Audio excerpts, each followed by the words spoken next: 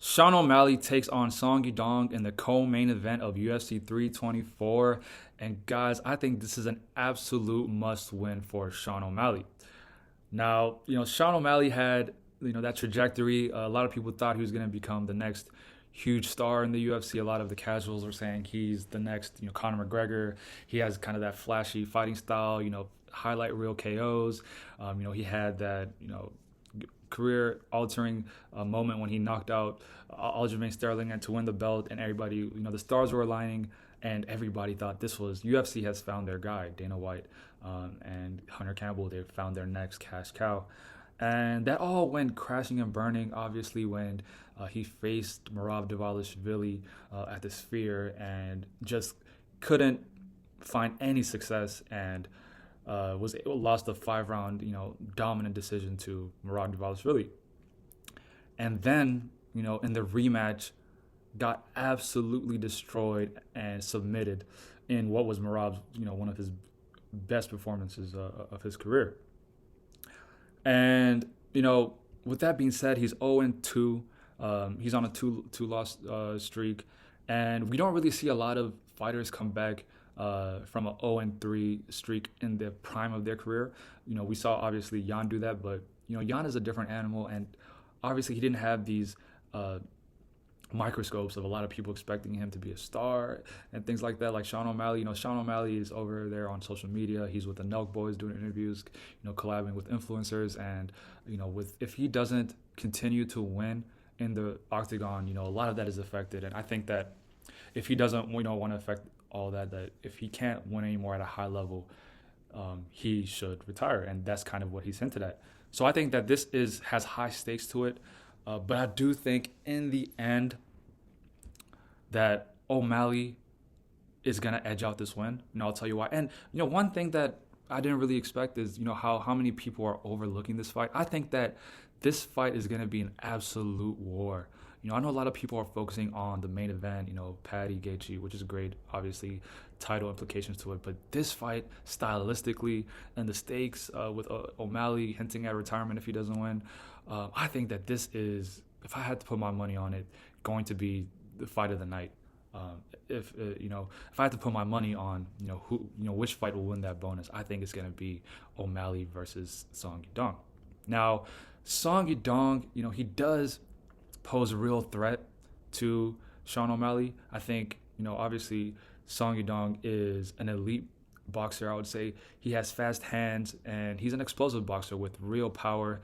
And, if he hits you cleanly, he does have, the ability to knock you out and cause real damage. And I think an underrated aspect of his game is those low kicks. I think he has some of the most powerful low kicks at 135, and if he implements them early, which I expect him to do against O'Malley, I think that, he has a good chance of kind of stumbling O'Malley and forcing him to, stand on his shots, removing his lateral movement, which O'Malley loves using his lateral movement, coming in and out of shots, for, using his range, using his length to kind of, confuse his opponents, and also, makes his opponents question himself in the striking department.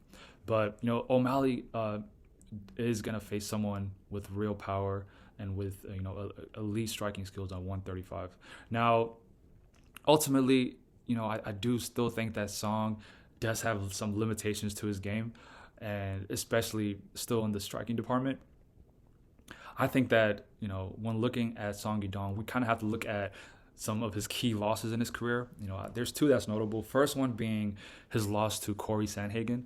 Why I think this is important is because Cory Sandhagen kind of emulates Sean O'Malley in terms of, he's a long, lanky striker, loves using his range, loves using the lateral movement, and, kind of likes forcing you to chase. And I think that in that fight, even though that, Song started early, he started strong and was able to get, the cleaner shots and the most powerful shots in the early beginning. As the fight elongated, Sandhagen was able to use his movement and his volume and kind of force Song to chase him. And as the activity built up, Sandhagen took control of this fight, and he was able to pick his shots better and start, landing damage and accumulating damage, right? So I think there's already for O'Malley a blueprint on how to beat Song Yadong. Now the difference is this is a 3-round fight, right? The fight against Cory Sandhagen was a 5-round fight. So Cory kind of had, more rounds to build up his volume and, kind of mix up his striking and confuse Song Yadong. Sean O'Malley will only have 3 rounds to figure out Song Yadong and stiffen him, and ability to pick those shots and, mix up those shots and find a rhythm. He only has 3 rounds to do that. So that is also an issue, but, we did see Song Yadong struggle in this case against Sandhagen, right? And then we kind of have to look at Song Yadong's performance against Petr Yan, which was similar in terms of Song Yadong was able to start early. He was able to start strong. But, as the fight went on, by round 2, Petr Yan had already figured out, Song Yadong's timing, Song Yadong's entries, and Song Yadong really struggled in that IQ battle against Petr Yan. Now, Sean O'Malley, although he's not known for high IQ, I think in the striking department, he brings a lot of, different tools. And also, he did a lot better against Petr Yan than Song Yadong did. And that's because I think that people underrate Sean O'Malley's striking IQ. And I think that will also come into play in this fight against Song Yadong. Now, Song Yadong, with all that being said, he's dangerous.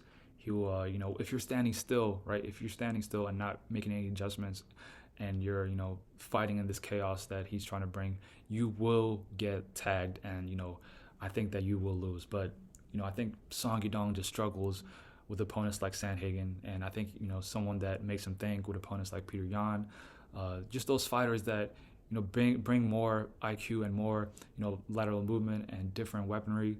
Just anybody that's elite at the high level, I think they bring real issues to Song Yadong. Now, O'Malley, I think he'll win. But I don't think it will be easy. I think this is going to be a war. I think this was going to be an early entry to Fight of the Year even. I just think stylistically this is a striker's delight. I think this will be a treat for the fans. But in the end, I just think O'Malley's length, his lateral movements, his angles, he's going to pick the right shots, and he's going to counter over some of, Song Yadong's power shots that, Song Yadong, loves to load up, that right hand and tries to catch, anybody, with that right hand, and loves loading up. But I just think in the end, O'Malley's, counter-striking and just, ability to make the fight ugly and not be composed in any ways. I think, second and third round, O'Malley will get those 2 rounds. But I just think the rounds will be close. There'll be very close rounds. It won't be easy, but I have Song Yadong winning that first round and O'Malley winning round 2 and 3. So that's my prediction. I think O'Malley by decision in a fight of the night level of fight, and with the momentum swinging, a couple times every round. But yeah, that's my prediction. And let me know what you guys think. Are there any Song Yadong fans who disagree with me? And just let me know why. Let me know what your prediction is, why you think the fight will turn out the way you think. Just let me know, and I'll see you guys soon.